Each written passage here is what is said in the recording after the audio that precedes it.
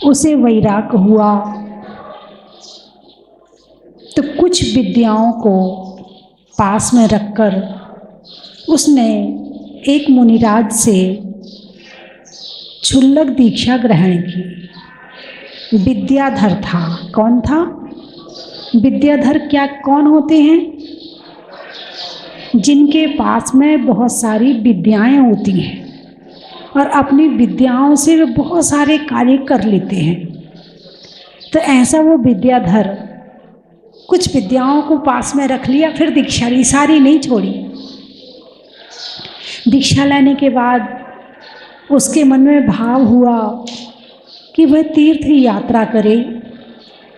तो तीर्थ यात्रा करने के लिए मथुरा गया, जहाँ से जम्बू स्वामी को मोक्ष हुआ था। वहाँ गया तो मुनिराज के पास जाके, गुरु के पास जाकर पूछा कि गुरुवर, कोई संदेश, मैं वहाँ जा रहा हूँ तो वहाँ किसी को कुछ कहना है। तो कहा, एक मुनिराज का नाम बताया, बोले उनको आशीर्वाद बोलना। एक रेवती रानी थी, वरुण राजा की पत्नी, उसको आशीर्वाद बोलना। वहाँ एक भव्य सेनाचार्य भी थे, उनके लिए कुछ नहीं कहा। क्षुल्लक जी ने फिर पूछा, शायद कह दें, भूल गए हों तो फिर कह दें। फिर वही बात कही। क्षुल्लक जी ने तीसरी बार पूछा तो क्षुल्लक जी ने समझ लिया कि महाराज भूले नहीं है, उन्होंने आशीर्वाद दिया ही नहीं है। अब विचार आया, इन दो को तो आशीर्वाद दे दिया, उनको आशीर्वाद क्यों नहीं दिया? चलो जाके पता लगाएंगे, विद्या तो पास में है, कुछ न कुछ करेंगे। मुनिराज के पास गए, आशीर्वाद कहा था, इसलिए मुनिराज की कोई परीक्षा नहीं ली। बोले आशीर्वाद जब कहा है तो फिर आशीर्वाद तो कहना ही है। जाकर नमोस्तु किया, गुरु का आशीर्वाद सुनाया। फिर गए भव्य सेनाचार्य के पास में। बोले चलो इनको आशीर्वाद क्यों नहीं कहा, जरा देखते हैं। द्वादशांग के पाठी थे, तो जाकर नमस्कार किया, बैठ गए। फिर उनको जंगल जाना था तो कमंडल का पानी सुखा दिया, सामने घास पैदा कर दी, कहीं जगह नहीं है जाने की, उसमें से चले गए। कमंडल का पानी सुखाया तो झरने का पानी ले लिया। बोले इसीलिए गुरु ने इन्हें आशीर्वाद नहीं कहा। बोले चलो रेवती रानी एक ग्रस्त है, एक ग्रस्त महिला है, और एक गुरु ने उन्हें आशीर्वाद कहा है, तो क्यों कहा है, जरा मैं देख तो लूँ पहले। तो उन्होंने पहले ब्रह्मा का रूप बनाया और उत्तर दिशा में, वहाँ ब्रह्मा का रूप बनाया तो उत्तर दिशा में सारे लोग दौड़े दौड़े आ रहे, ब्रह्मा जी आए हैं, ब्रह्मा जी आए हैं, ब्रह्मा जी आए, सब दौड़े दौड़े आए। लेकिन रेवती रानी नहीं आई। फिर उसके बाद दक्षिण दिशा में उन्होंने विष्णु का रूप बनाया, सारा गांव आया, मगर रेवती रानी नहीं आई। फिर पश्चिम दिशा में उन्होंने शिव का रूप बनाया, सारी दुनिया आई, मगर रेवती रानी नहीं आई। फिर पूरब दिशा में उन्होंने तीर्थंकर का समोशरण लगाया। कौन सा? तीर्थंकर का। बोले अब तो आएगी, हैं, अब तो आएगी, लेकिन सारी दुनिया गई, रेवती रानी अभी भी नहीं गई। अब उन्होंने कहा अब क्या करूं, अभी तक तो आई नहीं है, और टारगेट तो रेवती रानी थी, सारा गांव टारगेट नहीं था। अब उन्होंने क्षुल्लक का रूप था वो अपना धारण किया और जाके आहार किया। आहार में प्रग्रहण करके भक्ति पूर्वक रेवती रानी ने आहार दिया। फिर वही उन्होंने अपना विक्रिया से उल्टी करी, बदबू पैदा कर दी, लेकिन रेवती रानी ने ग्लानि रहित होकर वो सब साफ करी और आराम से उनकी सेवा की, उपचार किया।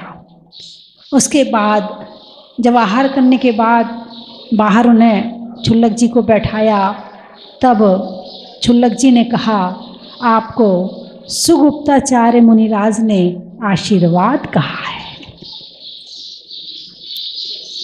भाई ऐसा क्या किया रेवती रानी ने? अरे बोलिए ना। सम्यक दर्शन का चौथा अंग है अमूढ़ दृष्टि। कौन सा? निशंकित, निकांक्षित, निर्विचिकित्सा, अमूढ़ दृष्टि। मूढ़ता नहीं करना। मूढ़ का मतलब क्या होता है? मूढ़ शब्द है संस्कृत का, इसे हिंदी में ट्रांसलेट करें तो क्या होगा? मूढ़ का मतलब होता है मूर्ख।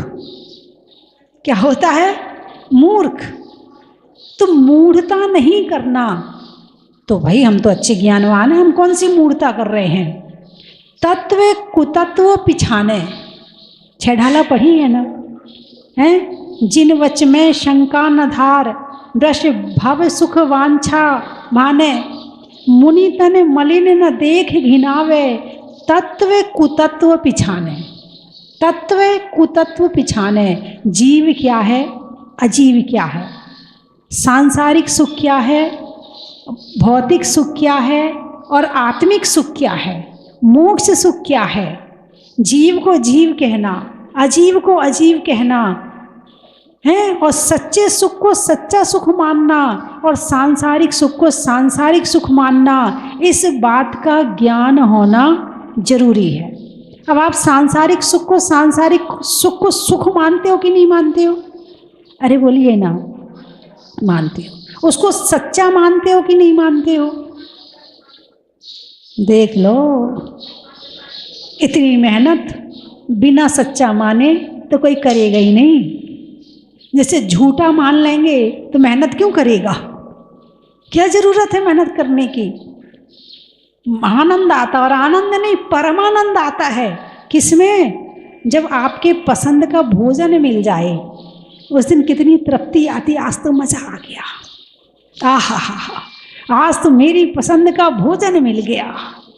उस समय कभी याद आया कि इससे अलग आत्मा का आध्यात्मिक सुख भी है? उस दिन याद आया कि इससे ज़्यादा मोक्ष का सुख है? अरे बोलिए ना, आया क्या?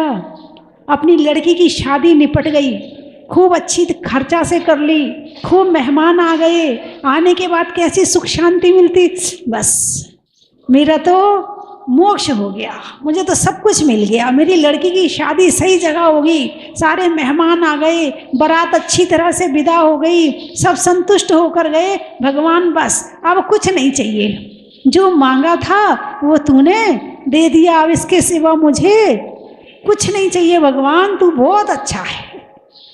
और नहीं होती तो भगवान कुछ नहीं करते हो। अच्छा, एक प्रश्न पूछती हूँ आपसे, भगवान के अंदर भगवान कौन होना चाहिए? जो हमारी बात माने वो भगवान है, या हम जिसकी बात माने वो भगवान है? अरे बोलिए ना।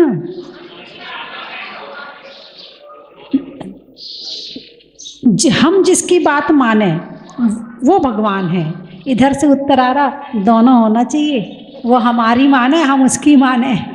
हाँ, व्यापारी हैं यहाँ तो बिना स्वार्थ के कोई किसी के मरने पे नहीं जाता। लोग दूसरे के यहाँ मरने भी जाते हैं, क्यों जाते हैं? अच्छा बताओ। यदि आपका बेटा, आप अपने बेटे से कहो, बेटा मेरी तबीयत खराब है, उनके यहाँ किसी की डेथ हो गई है, तू चला जा, मैं नहीं जाऊँगा। अरे तू नहीं जाएगा तो अपने घर कौन आएगा?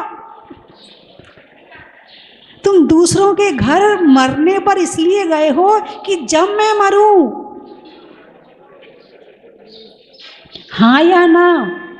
जो लोग कोरोना में गए, जिनके मरने पर कोई जा ना पाए, लोग कितने परेशान हुए, इतने परेशान हुए, लोगों ने ये कहा, रे देखो वो सबके घर गया और उसके मरने पर तो कोई भी जा ही नहीं पाया। बोलिए हाँ या ना? यदि किसी के मरने पर भी जाते तो उसमें भी स्वार्थ है, ठीक है कि नहीं? ऐसे यहाँ से आवाज आ रही है, क्या आवाज आ रही? भगवान हमारी बात माने और हम भगवान की बात माने। ऐसे थोड़ी होता कि हम भगवान की बात मानते रहें। ये संसार कैसा है? स्वार्थ का है। यदि तुम्हारे घर जब किसी की डेथ होती है, मान लो पिताजी हैं 90 साल के हैं, 95 साल के हैं और डेथ हुई, तो अब रिश्तेदार आ रहे हैं, ये आ गया, वो आ गया, वो आ गया, वो पड़ोसी आ गया, वो मित्र वो नहीं आया। घर में क्या पड़ी हुई है? पिताजी की अर्थी पड़ी हुई है और दिमाग में क्या चल रहा है? आया नहीं, अब मैं भी देखूंगा उसको, जब उसके यहाँ कुछ होगा ना मैं भी नहीं जाऊंगा। बोलिए ऐसा होता है कि नहीं होता है? होता है ना। यानी संसार व्यापार। व्यापार किसे कहते हैं? तुम मुझे दो तो मैं तुम्हें दूंगा, इसका नाम है व्यापार। अब जरूरी नहीं कि पैसे ही उसमें होता है। तुम किसी की तरफ देखो तो वो तुम्हारी तरफ देखेगा, तुम उसकी तरफ देख के मुस्कुराओ तो वो तुम्हारी तरफ देख के मुस्कुराएगा, तुम उसको जय जिनेंद्र करो तो वो तुम्हें जय जिनेंद्र करेगा, तुम ना करो। लेना और देना का नाम है व्यापार। तो जो आवाज आई कि दोनों को होना चाहिए, भगवान हमारी माने और हम भगवान की माने, नहीं। क्वालिटी, ज्ञान, शक्ति, क्षमता किसके पास में है? आपके पास में है या भगवान के पास में है? अनंत ज्ञान किसके पास में है? अनंत शक्ति किसके पास में है? अनंत सुख किसके पास में है? अनंत दर्शन किसके पास में है? भगवान के पास में है। तीनों लोकों का, तीनों कालों का एक साथ जान रहे हैं। ठीक है? अरे बोलिए ना।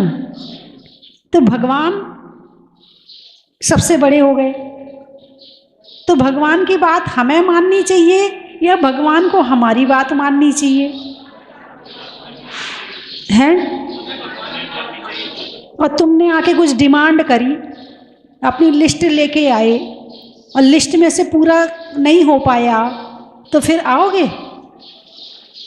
क्या करते भगवान? करते तो कुछ है ही नहीं है। क्यों जाना भगवान के पास में? है इतनी पूजा करते, इतने पाठ करते, इतनी माला, फिर तो उसके बाद होता क्या है? कुछ भी नहीं होता है। हम तो नहीं जाएंगे मंदिर। तुम मंदिर क्यों जाते हो? भगवान से कुछ लेने के लिए ना। यदि जिसकी ये धारणा है कि भगवान मुझे कुछ दे दें तो मत आना।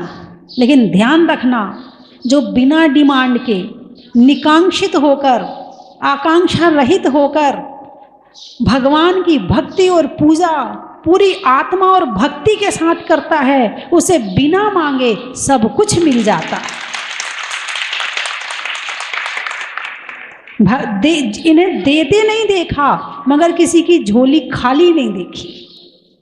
लेकिन मांगने से तुम बहुत थोड़ा मिलेगा और बिना मांगे बहुत ज़्यादा मिलेगा। लेकिन ध्यान रखना, जितनी भक्ति करोगे उतनी तो मिलेगा।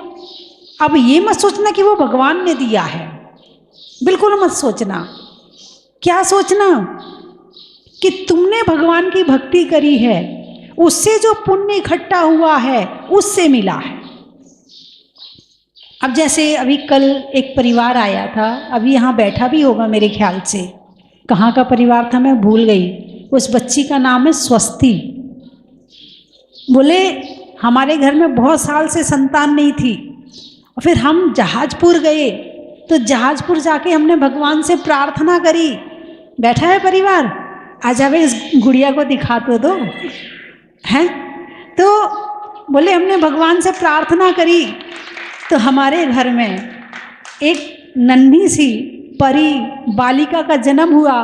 बोले हमने आपका ही नाम रख दिया। बोले स्वस्ति धाम से मिली है तो स्वस्ति है। अभी बाद में बुला लेंगे, अभी आपको आ गया ना, अभी बैठ जाओ। ऐसे एक नहीं, वहाँ अनेक लोगों की गोद भरी है, अनेक लोगों की मनोवांछाएं पूर्ण हुई हैं। तो इसका मतलब ये नहीं कि वो भगवान ने करी हैं। जो भगवान के भक्त देवता वहाँ हैं, जो भगवान की भक्ति में देवता वहाँ रहते हैं, वो देवता जब आप पर प्रसन्न होते हैं, आपका पुण्य होता है, आप पर प्रसन्न होते हैं, आप भक्ति करते हैं, तो वो आपकी मनोवांछा पूरी करते हैं। भगवान तो भगवान है। अब आप क्वालिटी समझिए कि भगवान के जब भक्त इतने क्वालिटी वाले हैं तो भगवान कितनी क्वालिटी वाले होंगे? बोलिए हाँ या ना। आपका क्या काम है? भक्ति करना। आपका क्या काम है? हाँ, अब निवेदन तो बताना तो पड़ता है भगवान, लेकिन ज़्यादातर तो आप यही करो कि निस्वार्थ निकांक्षा होके भक्ति करो, अपने आप मनवांछा पूर्ण होगी। तो अमूढ़ दृष्टि, यो संसार विषय सुख होता, तीर्थंकर क्यों त्यागे। यदि संसार में सच्चा सुख होता तो तीर्थंकर क्यों त्यागते। यानी संसार के सुख को सच्चा सुख मानना भी मूढ़ता है। वीतरागी भगवान के अलावा अन्य को भगवान कहना भी मूढ़ता है।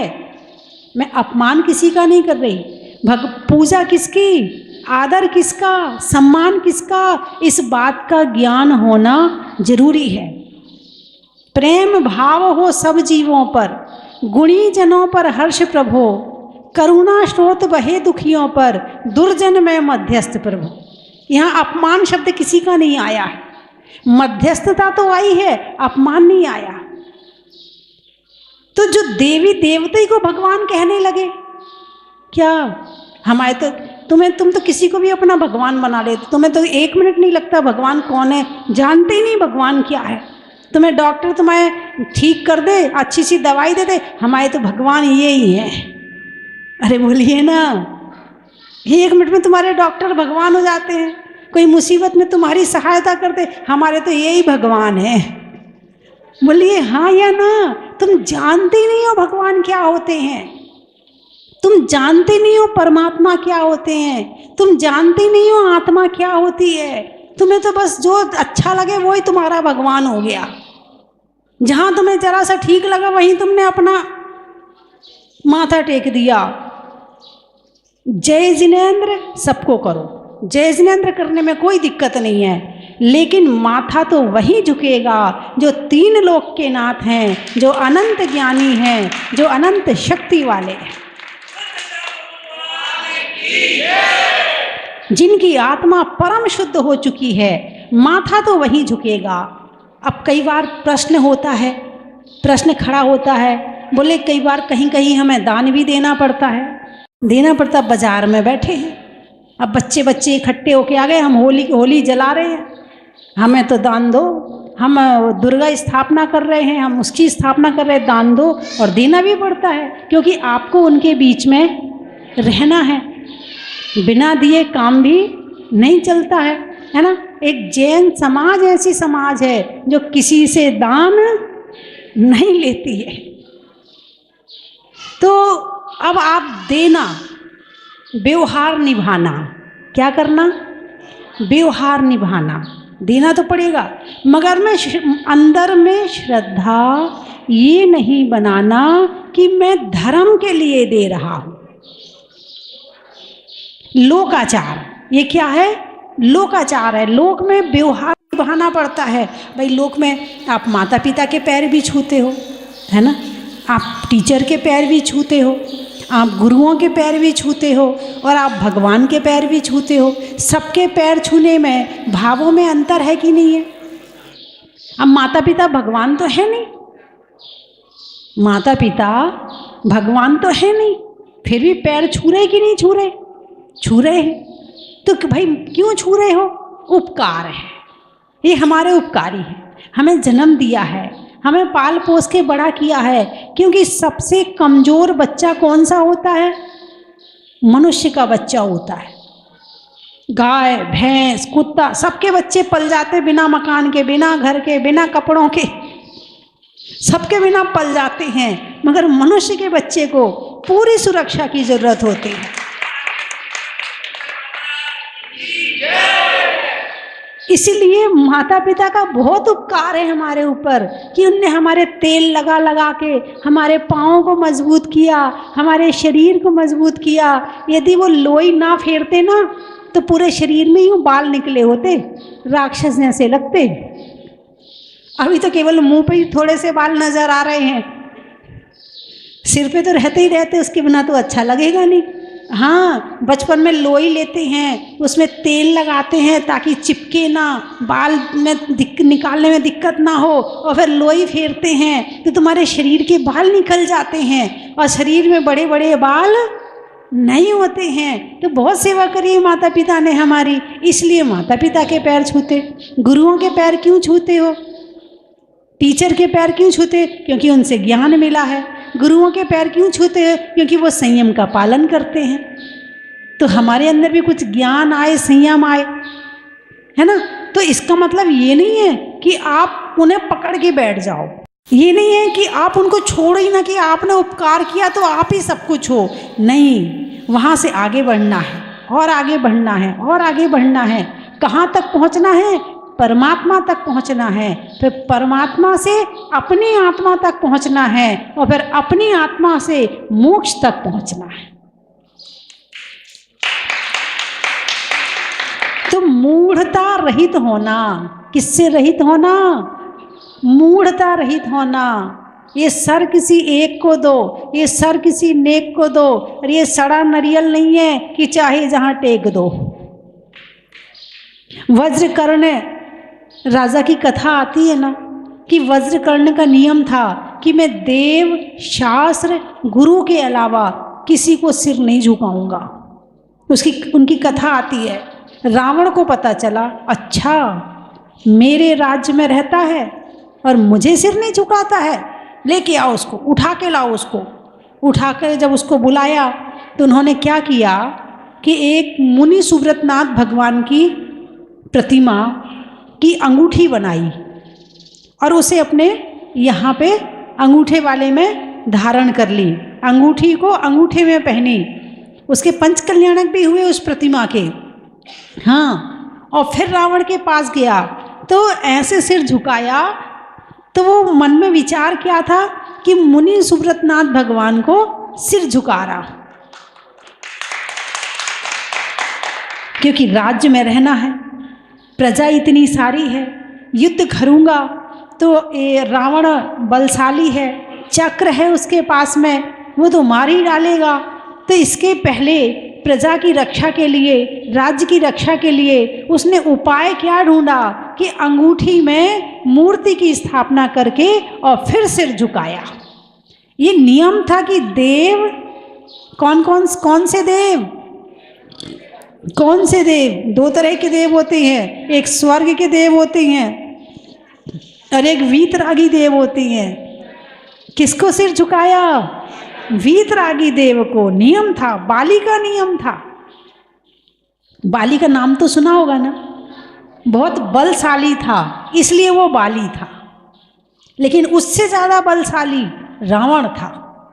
रावण को पता चला कि वो किसी को सिर नहीं झुकाता है, बोले बुलाओ, उसके पिताजी पर मैंने बहुत उपकार किए हैं और बेटा मुझे सिर नहीं झुकाता है। बोले या तो युद्ध कर और या सिर झुका, या तो धनुष में बाण चढ़ा या धरती को छोड़ दे। तब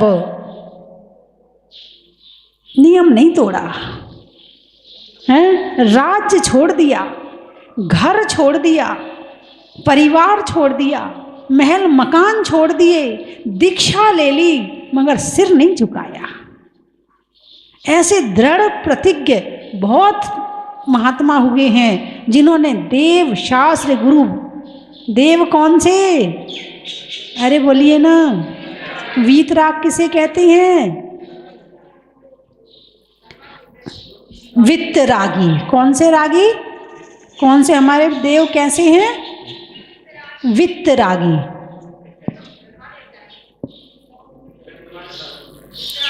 मतलब बड़ी मात्रा को छोटी की मात्रा कर दो तो क्या हो गया? वित्त रागी। और भगवान कैसे हैं और भक्त कैसे हैं?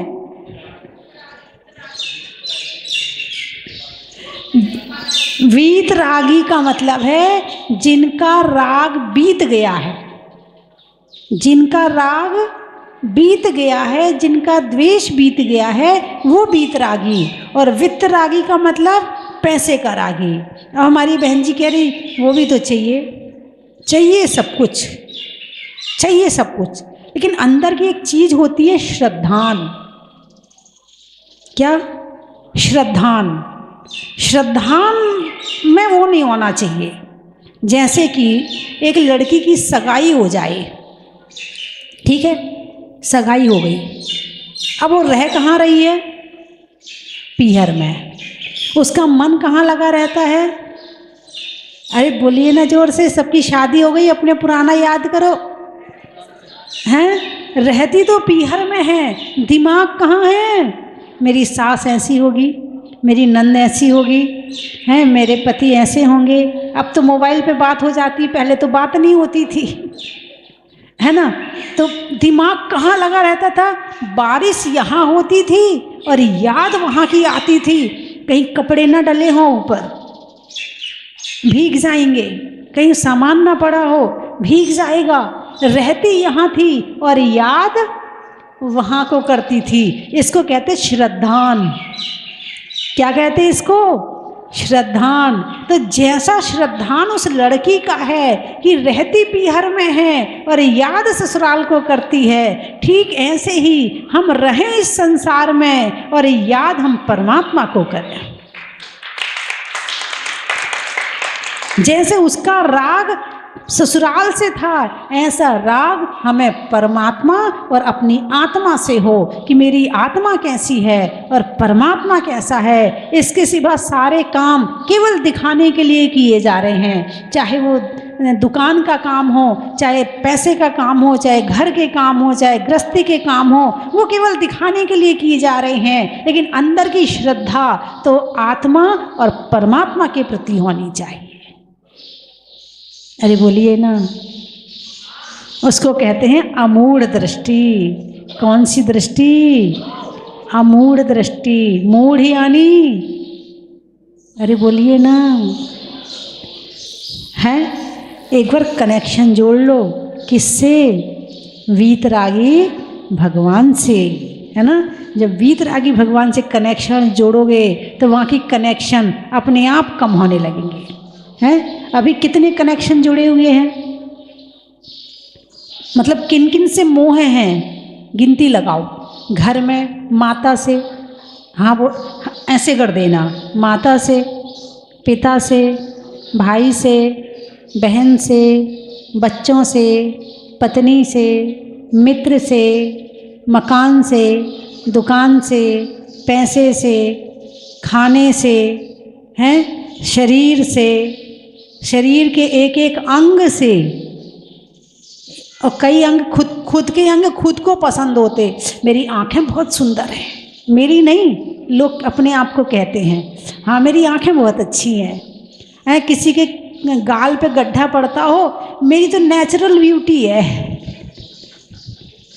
हैं, किसी के बाल जरा से लंबे हो जाएं, मुझे अपने बालों से बड़ा प्रेम है। मैं तो अपने बालों में कंघा जोर से नहीं लगा सकती, मुझे अपने बालों से बड़ा प्रेम है। वो अपने बाल ही दे, जिससे प्रेम करोगे वही बनोगे। बालों में कौन रहता है? बालों के अंदर कौन रहता है? अरे बोलो ना।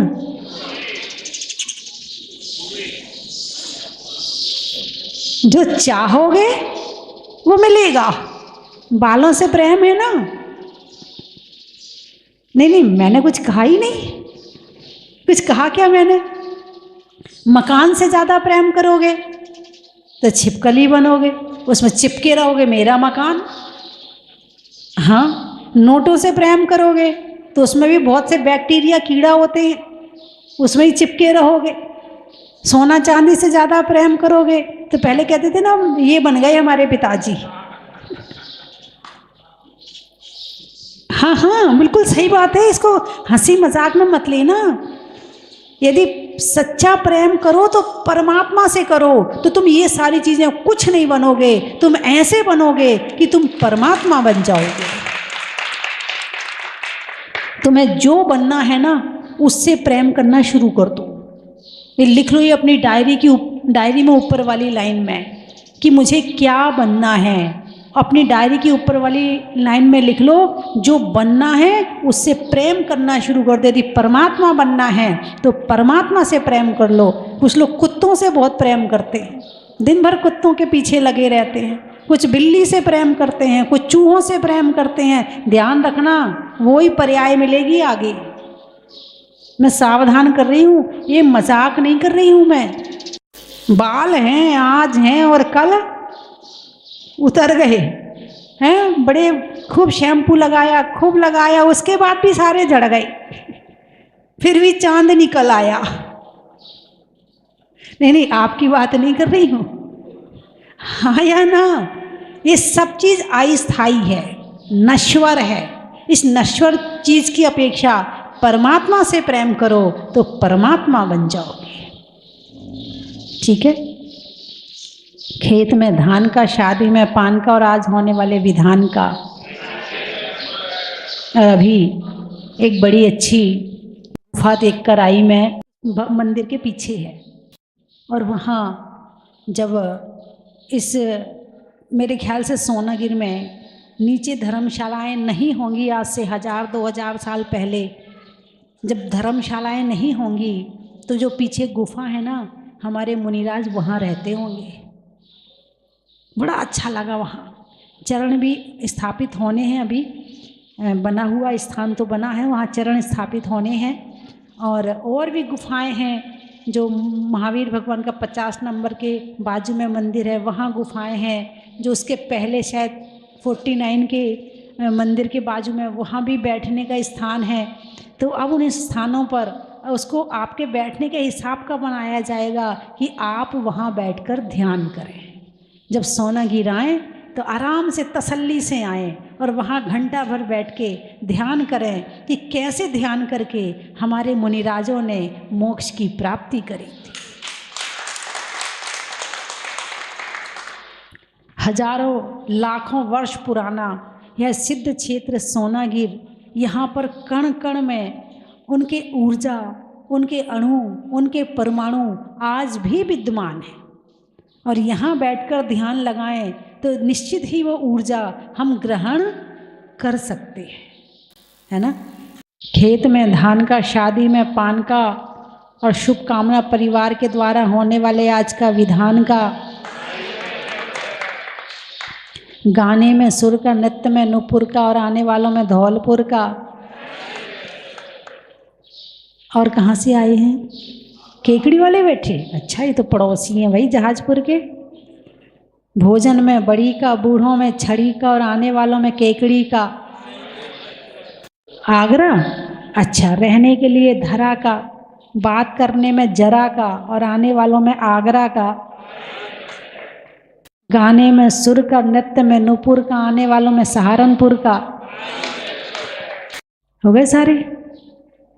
कोई बचा तो नहीं? कपड़े के थान का, लेने में ज्ञान का, और आने वालों में राजस्थान का। 19 नवंबर को सोनागिर में शुभकामना परिवार का अधिवेशन है। ठीक है, आज शुभकामना परिवार आया इसलिए मैं बता रही हूँ। अभी तक ये अधिवेशन राजस्थान में हो रहे थे, अब मध्य प्रदेश में पहली बार होने जा रहा है। तो राजस्थान वाले, धौलपुर वाले मैं इन्हें एमपी वाला मानती हूँ, हैं तो आपको एमपी में कर लिया मैंने। ठीक है, तो धौलपुर से शुभकामना परिवार को आना है, इसलिए 1 महीने पहले बता दिया है, विधान को आगे पीछे करके। उस दिन धौलपुर वालों के लिए मेरा विशेष अच्छा, आपके रिश्तेदार के यहाँ शादी हो, जाओगे नहीं जाओगे? मुझे अपना रिश्तेदार बनाया कि नहीं बनाया? बनाया है ना, तो विधान को थोड़ा आगे पीछे कर लेना। ठीक है, और फिर यहाँ पे आना है सबको। ठीक है, कौन कौन आएगा हाथ उठाकर बताओ जरा मुझे। 19 नवंबर को सिद्ध क्षेत्र सोनागिर, 3 लाभ, अधिवेशन, पिछी परिवर्तन, सिद्ध क्षेत्र सोनागिर के